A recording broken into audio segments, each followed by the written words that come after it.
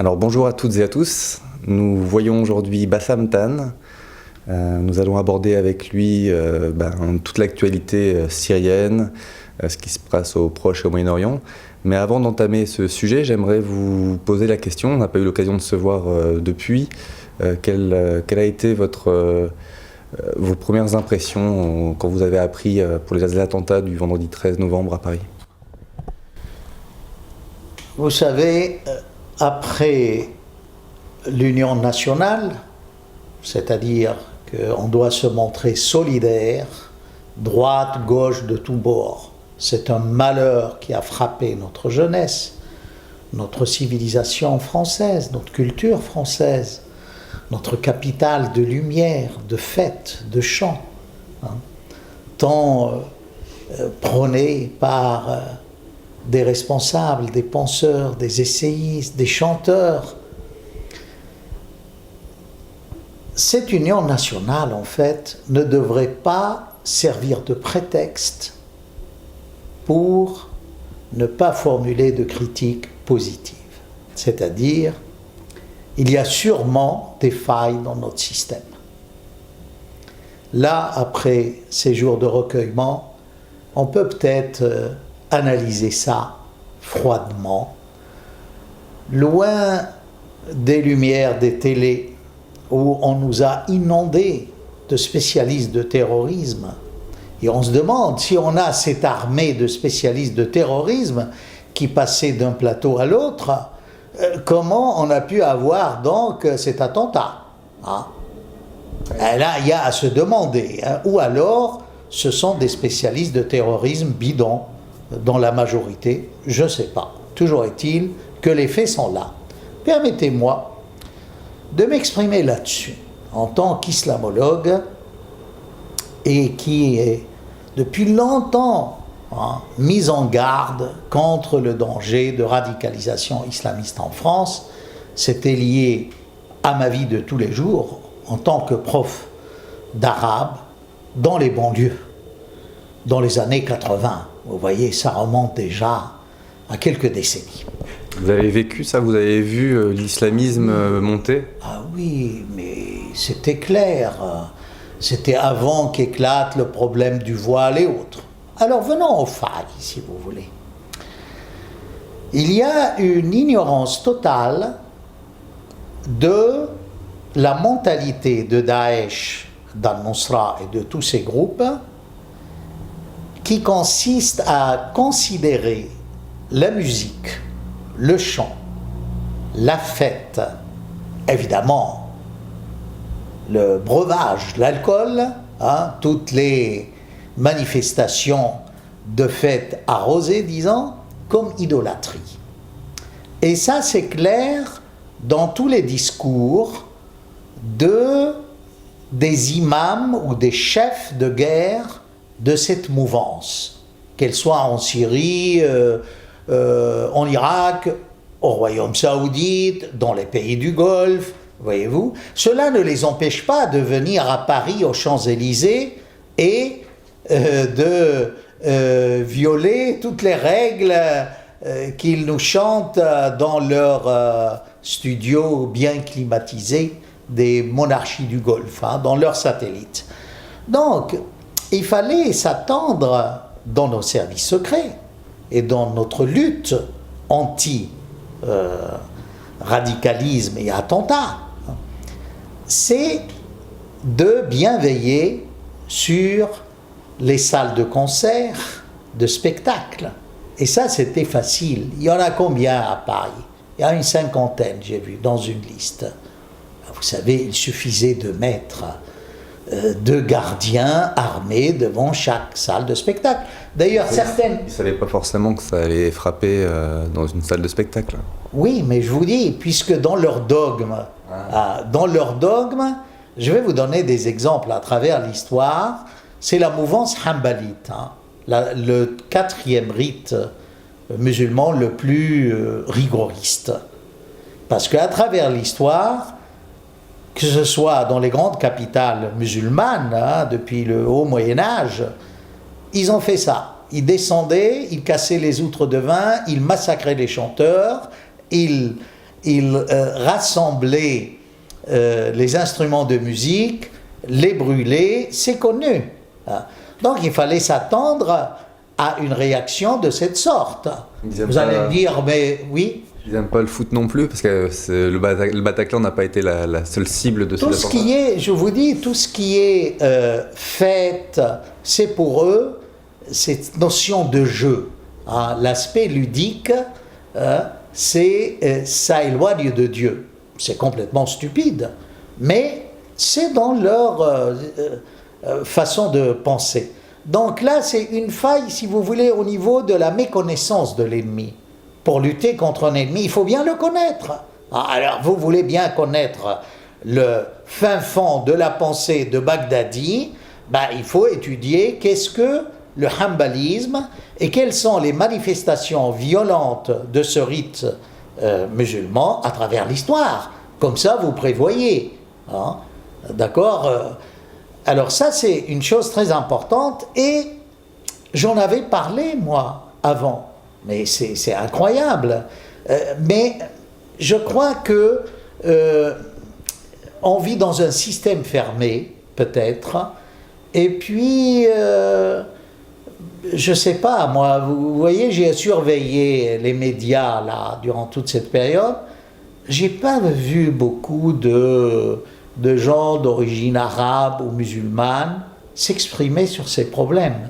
On a eu affaire, c'est pas de la ségrégation, hein. C'est comme pour la Syrie, tout le monde parle de la Syrie sauf les Syriens. Alors on se demande pourquoi. Ah, vous voyez.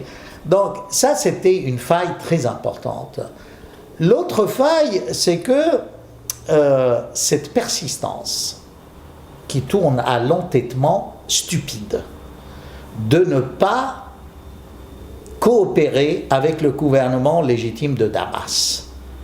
Là, d'ailleurs maintenant ce n'est un secret pour personne, c'est qu'à un moment donné, la Syrie proposait à la France une coopération qui mette en lumière des listes des djihadistes étrangers. C'était une liste de 200 djihadistes qui avait été proposée au service... Pas que ça, 200 djihadistes, il ne faut pas oublier, ce n'est pas uniquement les djihadistes français, parce qu'aujourd'hui, dans les attaques obliques, on aura peut-être bientôt des Tchétchènes qui vont œuvrer à Paris. D'ailleurs, à Nice, il y avait une filière tchétchène pour recruter des djihadistes. Vous voyez. Et là, c'était un non catégorique. Je ne vois pas pourquoi, jusqu'à maintenant, Assad est devenu un peu le bouc émissaire. Rien ne peut se passer au Moyen-Orient, aucune solution ne peut être trouvée, sinon de mettre comme condition préalable le départ d'Assad. Mais on se demande pourquoi.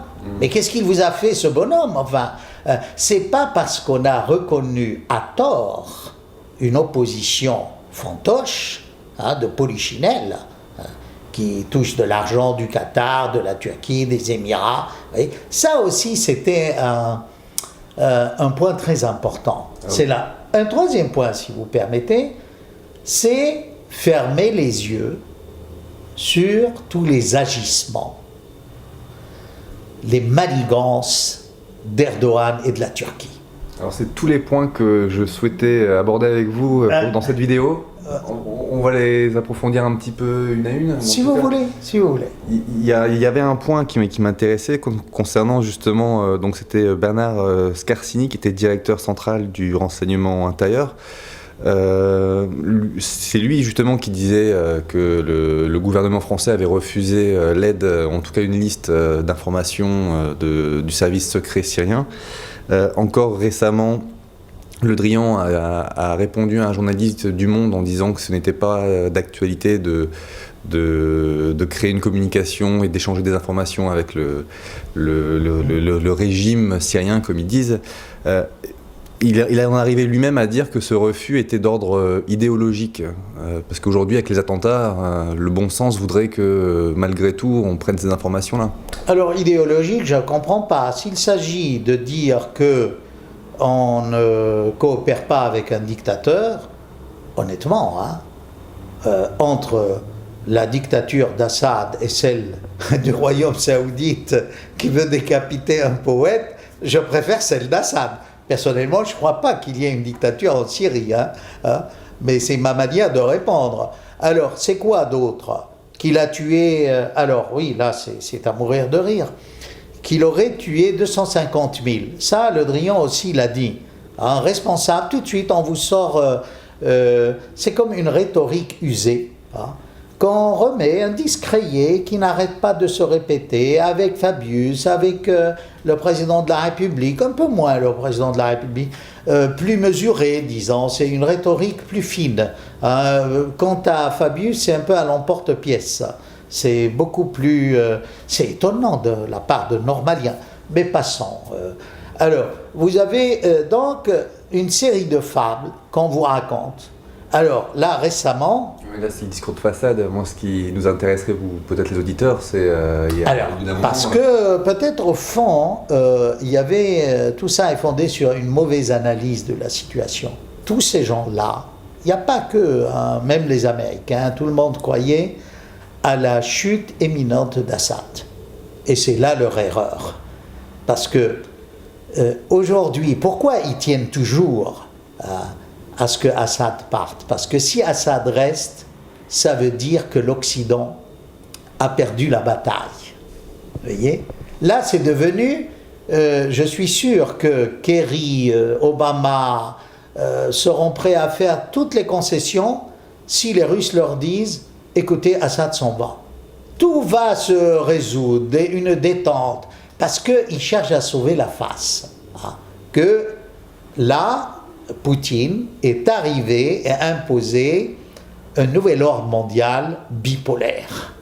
Ce n'est plus les États-Unis qui, après les vexations contre la Russie, l'effondrement de l'Union soviétique, ne peut pas tolérer cette nouvelle naissance d'une Russie chrétienne et qui incarne nos valeurs occidentales, alors que nous, on les a perdues.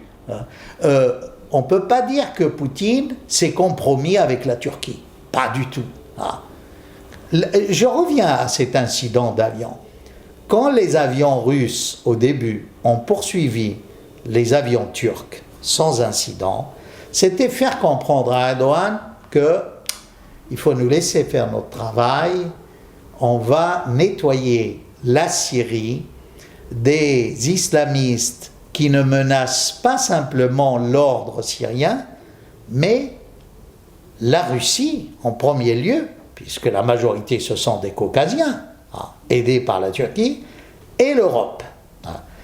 Là, Erdogan n'a pas compris le message.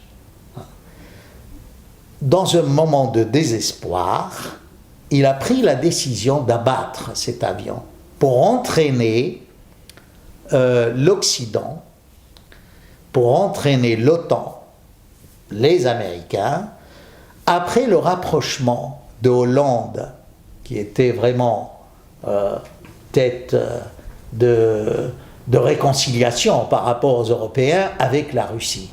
C'était ça le sens de cet incident. Maintenant, il y a la question légitime qui se pose, est-ce que vraiment ce sont les Américains ou l'OTAN qui l'ont poussé à cela? Je ne suis pas de cet avis. Je crois que Erdogan, en chef de contrebande, c'est les termes de Poutine, il a raison. Vous savez, je viens d'une ville frontalière avec la Turquie, il y a eu toujours de la contrebande. Quand Assad s'est réconcilié avec la Turquie, la contrebande s'est arrêtée d'elle-même, puisque les frontières étaient ouvertes. Oui. Là, je crois que Erdogan agit avec la vieille mentalité turque de contrebande, en vendant le pétrole de Daesh. Ça commence d'ailleurs à sortir dans les médias à la suite des attentats de Paris. Ah oui. D'ailleurs, Poutine a promis d'envoyer aux Nations Unies toutes les preuves dont il dispose pour montrer que bel et bien le clan Erdogan, lui, sa famille, ses enfants, ses cousins, ses ministres, son parti pourri, sont plongés jusqu'au cou dans ce scandale de vente de pétrole syrien. Alors ça nous montre, si vous voulez, comment Poutine aujourd'hui incarne plus les valeurs positives de l'Occident que les Occidentaux eux-mêmes, qui continuent de soutenir la Turquie. Hein. Et là, ça rejoint un peu, vous connaissez mon analyse, ça rejoint l'idée que finalement l'Occident veut détruire l'islam de l'intérieur, monter les uns contre les autres. Vous savez, aujourd'hui, le pays le plus menacé d'éclatement, c'est la Turquie. Et là, je crois que c'est très facile de faire éclater la Turquie, elle va imploser d'elle-même. Malgré le fait que Erdogan ait été réélu? Alors, il a été réélu difficilement. Mais maintenant, je reviens aux déclarations de Poutine. Il a dit, il ne faut pas que les Turcs croient que les mesures de rétorsion économique seront les seules qu'on va adopter contre la Turquie. Ils vont regretter leur action. Il faisait allusion à quoi? Parce que économiquement, on sait qu'il ne va plus leur donner du gaz.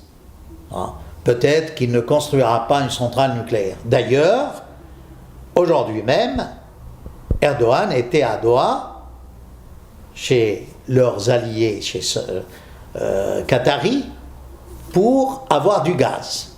On lui a promis du gaz. Sauf que on ne peut pas construire de gazoduc entre le Qatar et la Turquie, sans passer par la Syrie ou l'Irak. Et le Qatar ne peut pas. C'était une des causes de cette guerre entre la Syrie et le Qatar, c'est faire passer le gaz par la Syrie. Donc, et en plus, vous voyez, pourquoi le Qatar? C'est symbolique. Parce que même si le Royaume saoudite soutient plus ou moins maintenant la Turquie, ils ne s'entendent pas. Parce que le Royaume saoudite est contre les frères musulmans. Alors que le Qatar est à fond pour les frères musulmans. Vous voyez, une petite parenthèse. Le pays qui mène vraiment une guerre sans merci, au niveau médiatique, sécuritaire et tout, contre les frères musulmans, ce sont les Émirats arabes. Bien qu'ils soient au Conseil de coopération du Golfe et alliés du Royaume saoudite. C'est pour cela que les Émirats ont toujours soutenu Sisi, le président égyptien, parce qu'il a renversé les frères musulmans et éloigné ce danger. Vous vous rendez compte si l'Égypte tombait entre les mains des frères musulmans, c'est le pays qui pèse le plus lourd au niveau démographique, énergie humaine. C'est quand même un grand pays, l'Égypte, politiquement, historiquement. C'est le pays de Nasser, de l'Union arabe. C'est le pays de la Renaissance arabe du 19e siècle, bien avant, 18e, Mohamed Ali. Vous voyez, et ça nous montre que la Turquie s'est mise dans une souricière. Parce que là, Erdogan, qu'est-ce qu'il peut faire? Il croit que vraiment l'OTAN va engager une guerre contre la Russie pour ses beaux yeux. D'ailleurs, j'irai même plus loin. Admettez que demain, Poutine bombarde ou par une salve de missiles abatte 12 avions turcs qui volaient sur la frontière syrienne. Erdogan a dit qu'il prendrait ça comme une agression, ce qui était un peu... Oui, mais alors là, il y a double standard. Erdogan, pendant 5 ans, n'a fait qu'agresser un pays souverain, voisin, qui est la Syrie. Alors, est-ce qu'il est légal et légitime que l'OTAN intervienne pour défendre un pays membre, mais qui n'arrête pas d'agresser d'autres pays? C'est là la question. C'est-à-dire que la Turquie soit agressée et qu'on réponde d'accord, mais là, c'est la Turquie qui agresse. D'ailleurs, dans son discours d'aujourd'hui, la lettre annuelle, Poutine a bien dit « Je ne comprends pas quels sont les motifs des Turcs pour abattre cet avion. Surtout que cet avion volait sans missiles RR. C'est-à-dire, ils avaient confiance que la Turquie est un pays allié. Mais la Turquie voyait déjà, peut-être, le plan de Poutine, qu'il était en train carrément de massacrer tous ces groupes islamistes soutenus par la Turquie et qui sont sur la frontière syro-turque. Alors, il faut voir les noms, c'est vraiment ridicule. Ça vous montre la mégalomanie d'Erdogan.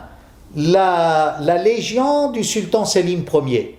Vous savez, Selim Ier avait massacré historiquement, en rentrant du Caire, 1 demi-million de chiites. La légion du sultan Mourad.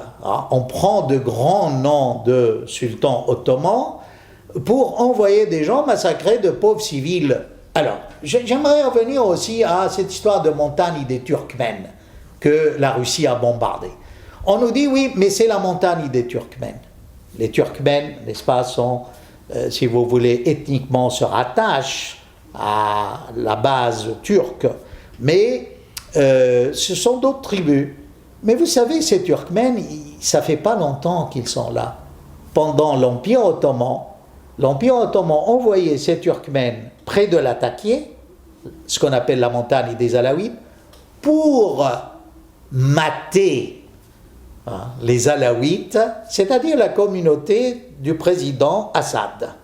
Et certains sont restés, n'ont jamais voulu apprendre l'arabe, d'autres ont été arabisés, et le chef d'état-major syrien s'appelait Turkméni. Vous voyez l'évolution. Mais là, Erdogan vient souffler un air nationaliste et identitaire contre les Arabes de Syrie, finalement.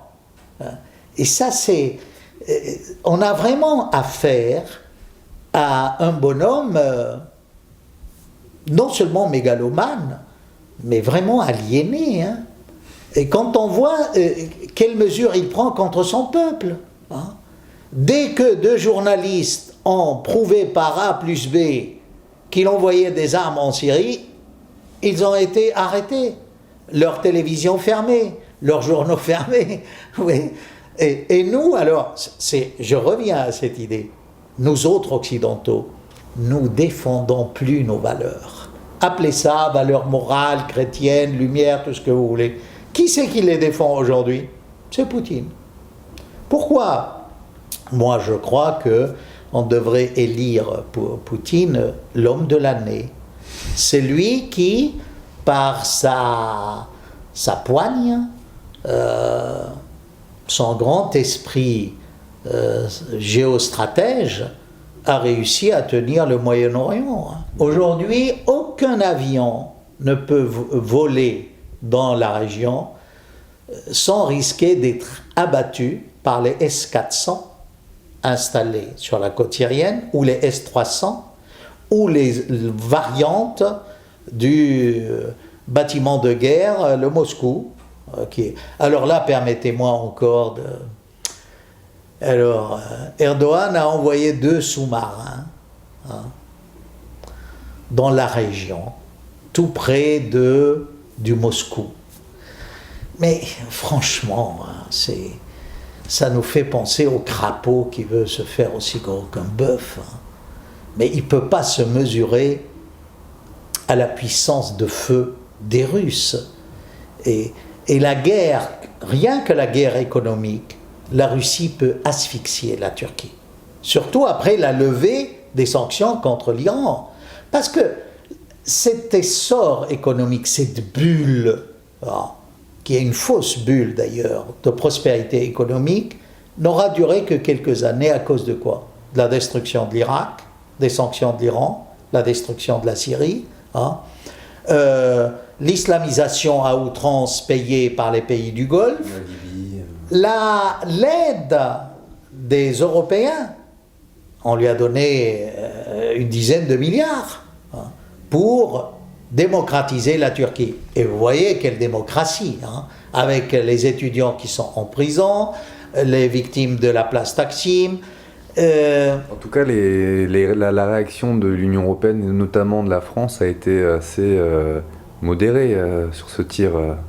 Ça aurait été dans d'autres circonstances, on aurait crié au loup, quoi. Hein. Oui, ben c'est ça. Vous voyez, en Occident, Assad est le bourreau de son peuple, mais Erdogan n'est pas le bourreau, pas du tout, parce qu'il fait partie de l'OTAN, parce que, à la limite, je vous dirais, vous savez, je vais dire quelque chose d'assez grave. Hein. On n'aime pas les Arabes. Hein. Dans cette mentalité, vous voyez, on dit oui, mais vous voyez, les Turcs sont musulmans, mais ils ne sont pas arabes. Les Iraniens sont musulmans, mais ils ne sont pas arabes. C'est des relents coloniaux, ça. Hein. Il faut être un peu plus juste avec soi-même et avec l'histoire. C'est une forme de ségrégation, ça. Hein. C'est ce qu'on ne dit pas tout haut, hein, mais on le pense. Moi, je le dis. Arrêtez cette vision négative des Arabes. Hein. À Monte Cassino, ce sont les goumis marocains, hein, et les chasseurs algériens qui ont remporté la victoire sous des bannières françaises. Suffit. Hein. Ayez plus d'estime pour ces peuples qui sont morts sur le champ de bataille avec un drapeau tricolore. Bon, je ne veux pas trop... Sinon, je voulais aussi vous parler, par exemple, là, on voit bien qu'il y a toujours une volonté aujourd'hui de vouloir mettre en place une troisième force en Syrie. Quel est votre avis là-dessus? Parce que même là, maintenant, ils veulent encore constituer une coalition modérée, malgré les échecs des tentatives précédentes. Et où est-ce qu'ils vont les trouver? Oui, je vais vous dire quelle est la face cachée de cette force modérée. Qu'est-ce qu'il y a en dessous? C'est tout bête. Kerry pense trop fort parfois. Alors, qu'est-ce qu'il a dit? Il a dit Assad ne peut pas réunifier la Syrie. Il ne peut pas continuer à gouverner la Syrie. Sous-entendu, Assad est sur la côte. Il a les réfugiés sunnites qui l'aiment, qui le soutiennent, qui ont quitté les régions où ils ont été massacrés par les mouvements intégristes. Il y a les chrétiens, il y a les alaouites. Donc, cet état de Daesh entre la Syrie et l'Irak, les Américains, les Occidentaux se sont dit, mais c'est pas mauvais ça. On peut, dans un Sykes-Picot 2, hein, un nouvel accord, couper la Syrie.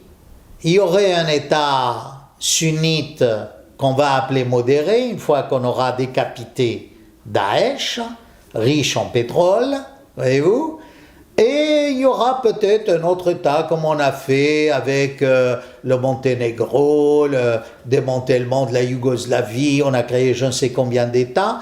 Ce sont les guerres de l'OTAN, et on nous dit maintenant, vous voyez, c'est la paix, c'est paisible, tout le monde va bien, on a démembré cela. Mais pourquoi ils ne font pas ça aux États-Unis avec tous leurs États, hein?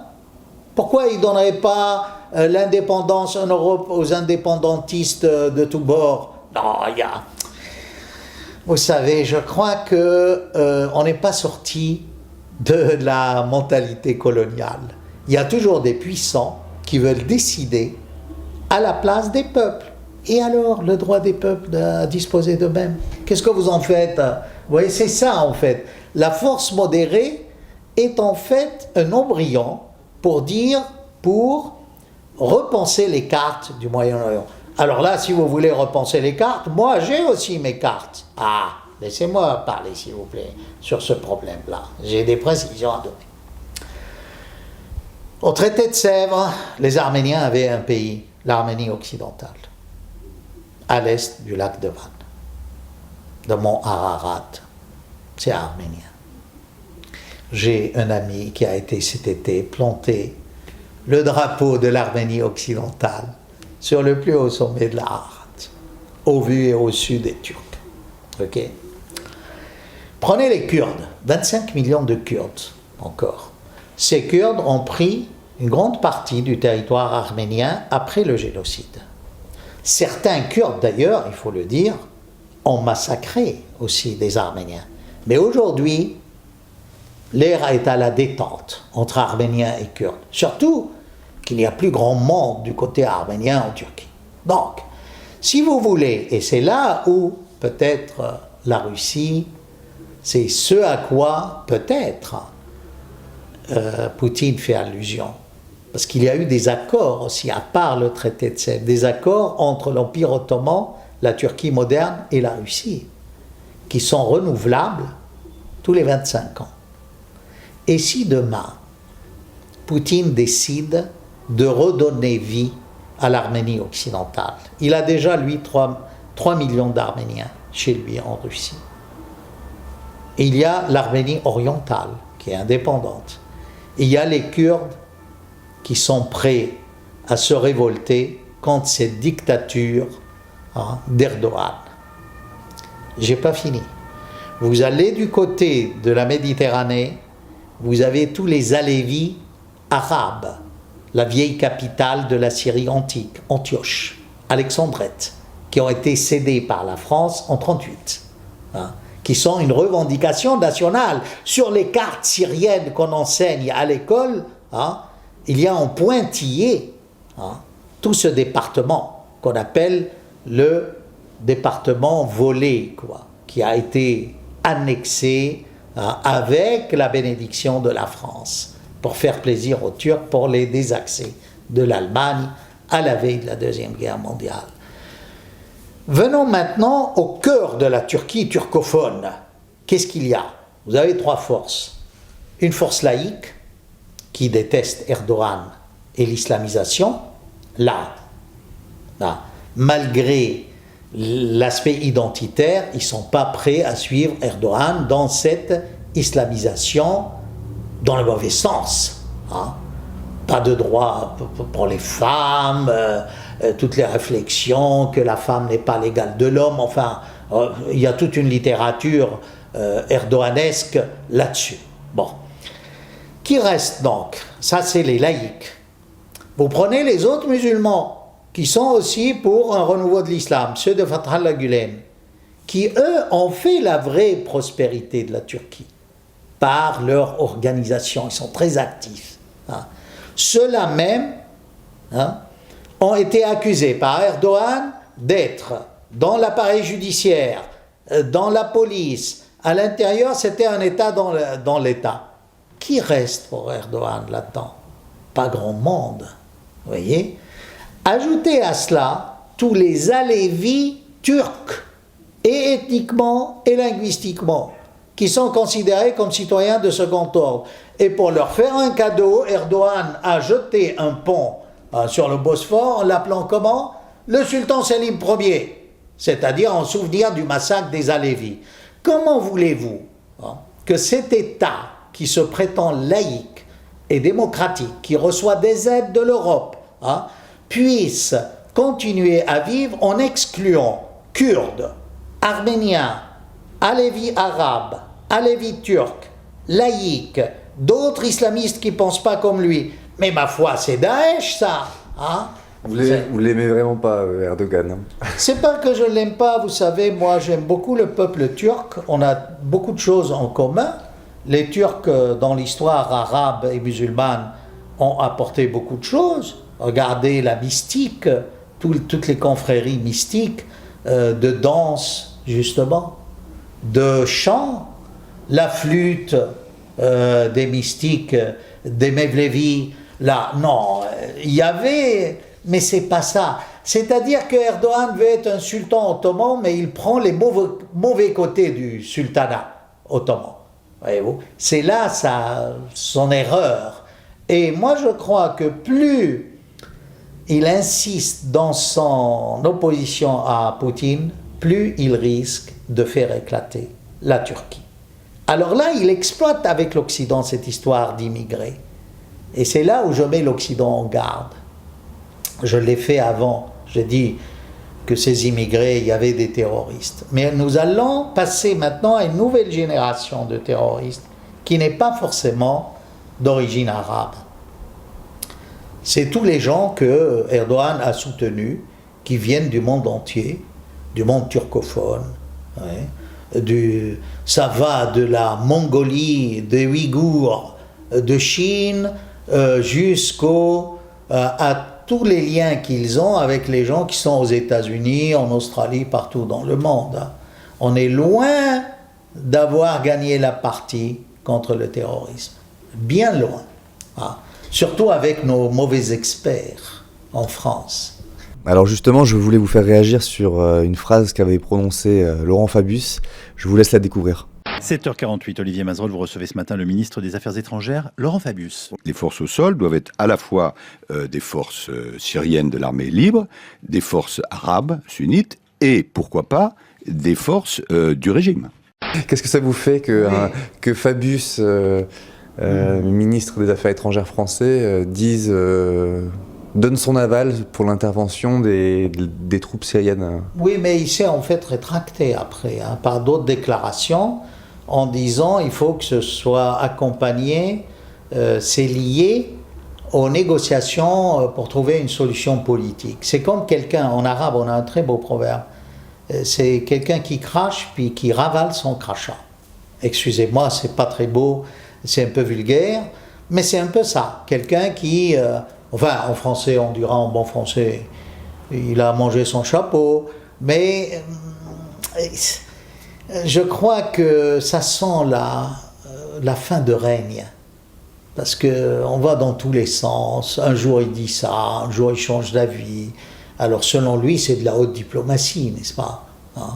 Mais je crois que comme on arrive à la fin du mandat socialiste, il y a un peu... on sent que l'État n'est plus si cohérent.